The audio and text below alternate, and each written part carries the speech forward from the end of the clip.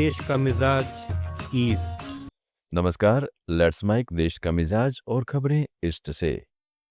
पश्चिम बंगाल की मुख्यमंत्री ममता बनर्जी ने बांग्लादेश संसदीय चुनाव में बीएनपी की जीत पर पार्टी चीफ तारिक रहमान को बधाई दी है। ममता ने बीएनपी की जीत के बाद उन्हें फूल और मिठाइयां भेजी हैं। मिठाइयां और फूल ढाका के गुलशन स्थित बीएनपी चेयरपर्सन के राजनीतिक कार्यालय भेजी गई। पार्टी मीडिया सेल के सदस्य अतीकुर रहमान ने यह बधाई स्वीकार की। मुख्यमंत्री ने इससे पहले एक्स पर एक संदेश जारी कर बांग्लादेश की जनता और बीएनपी नेतृत्व को शुभकामनाएं दी।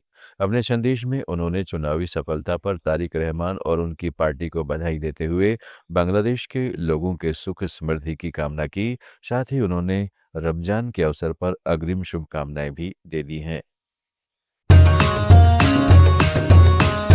लेट्स माइक देश का मिजाज ईस्ट।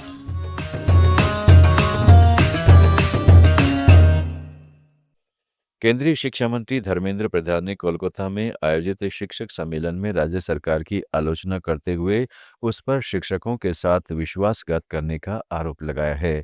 उन्होंने कहा है कि तृणमूल कांग्रेस के शासन में शिक्षा क्षेत्र को सबसे अधिक नुकसान हुआ है। योग्य उम्मीदवार या तो सड़कों पर विरोध प्रदर्शन कर रहे हैं या फिर वे कानूनी लड़ाई लड़ने पर विवश हैं। उन्होंने कहा है कि सत्तारूढ़ दल के करीबी लोगों को शिक्षक के पदों पर नियुक्त किया जा रहा है।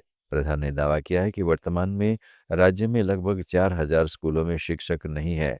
देश भर में बिना शिक्षकों वाले स्कूलों की बात की जाए तो ऐसे आधे स्कूल पश्चिम बंगाल में हैं। छत्तीसगढ़ की रायपुर पुलिस ने टीम इंडिया को अनोखे अंदाज में शुभकामनाएं दी हैं। खास पुलिसिया स्टाइल में टीम इंडिया के लिए एक पोस्टर जारी किया है जो देखते ही वायरल हो गया। पोस्टर में लिखा है, कुल 11 जवान ऑपरेशन T20 को देंगे अंजाम। पहले वो मैदान का मुआयना करेंगे और उसके पश्चात बल्ले को अपने कब्जे में लेकर रनों की धुआंधार फायरिंग करेंगे और गेंदों की गोलीबारी से टारगेट को ध्वस्त करेंगे। बैकअप टीम के रूप में 140 करोड़ देशवासी 11 जवानों का हौसला बुलंद करेंगे। हमें पूरा विश्वास है कि आप इस ऑपरेशन को अंजाम तक पहुंचाएंगे और विजयी होकर देशवासियों से प्यार का मेडल पाएंगे। छत्तीसगढ़ की राजधानी रायपुर में स्वामी विवेकानंद एयरपोर्ट पर एक बड़ा हादसा होने से बच गया। भोपाल से रायपुर पहुंची इंडिगो की फ्लाइट लैंडिंग के दौरान रनवे को टच करते ही उछल गई। फ्लाइट दोपहर में रायपुर पहुंची थी। हालांकि पायलट ने सूझबूझ का परिचय दिया और फ्लाइट की सुरक्षित लैंडिंग कराई। सुरक्षित लैंडिंग के लिए फ्लाइट को करीब 38 मिनट का समय लगा। रायपुर एयरपोर्ट पर फ्लाइट को 2:40 पर लैंड होना था, लेकिन फ्लाइट 3:18 पर लैंड हुई। केंद्रीय मंत्री जीतन राम मांझी ने राहुल गांधी पर तीखा हमला बोला है। उन्होंने कहा है कि राहुल गांधी जिस बिल को किसानों के लिए हानिकारक बता रहे हैं उस पर चर्चा हो चुकी है। मांझी ने तंज कसते हुए कहा है, राहुल गांधी की खोपड़ी उल्टी है, उन्हें समझ ही नहीं है कि असलियत क्या है। पास किसानों के लिए बहुत हानिकारक है। खोपड़ी उल्टी है। रात्रि हम लोग इस पर बात कर रहे थे, सुन रहे थे।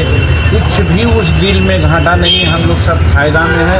5% कुछ ऐसा है, किसी के साथ तो लेन देन होता है ना भाई। हम 95% लाभ में है, 5% हमको कुछ सहन करना पड़ेगा। ये कौन बड़ी बात है। लेकिन वही 5% को 95% राहुल जी कह रहे हैं, तो इसीलिए हम कह रहे थे कि उल्टी खोपड़ी। झारखंड में नगर निकाय चुनाव में अनुशासनहीनता को भाजपा ने गंभीरता से लिया है। स्थानीय चुनाव में भाजपा समर्थित प्रत्याशियों के खिलाफ चुनाव लड़ने वाले पूर्व विधायक संजीव सिंह समेत अन्य नेताओं को कारण बताओ नोटिस जारी किया गया है। संतोषजनक जवाब नहीं मिलने पर इन नेताओं के खिलाफ अनुशासनात्मक कार्रवाई की चेतावनी दी गई है। झारखंड में नगर निकाय चुनाव दलीय आधार पर नहीं हो रहा है। इसके बावजूद दलीय राजनीति चरम पर है। धनबाद नगर निगम के मेयर पद के लिए भाजपा ने संजीव कुमार को प्रत्याशी बनाया है। संजीव कुमार के खिलाफ भाजपा नेता झरिया के पूर्व विधायक संजीव सिंह, भाजयुमो के पूर्व जिला अध्यक्ष मुकेश पांडे और भाजपा नेता भृगुनाथ भगत चुनाव लड़ रहे हैं। इन्हीं तीनों नेताओं को नोटिस दिया गया है। देश का मिजाज में फिलहाल इतना ही। जुड़े रहिएगा लेट्स माइक के साथ। आप सुन रहे थे let's mike more than radio. Follow कीजिए हमें हमारे सोशल मीडिया प्लेटफॉर्म्स पर। आप सुन रहे थे लेट्स माइक।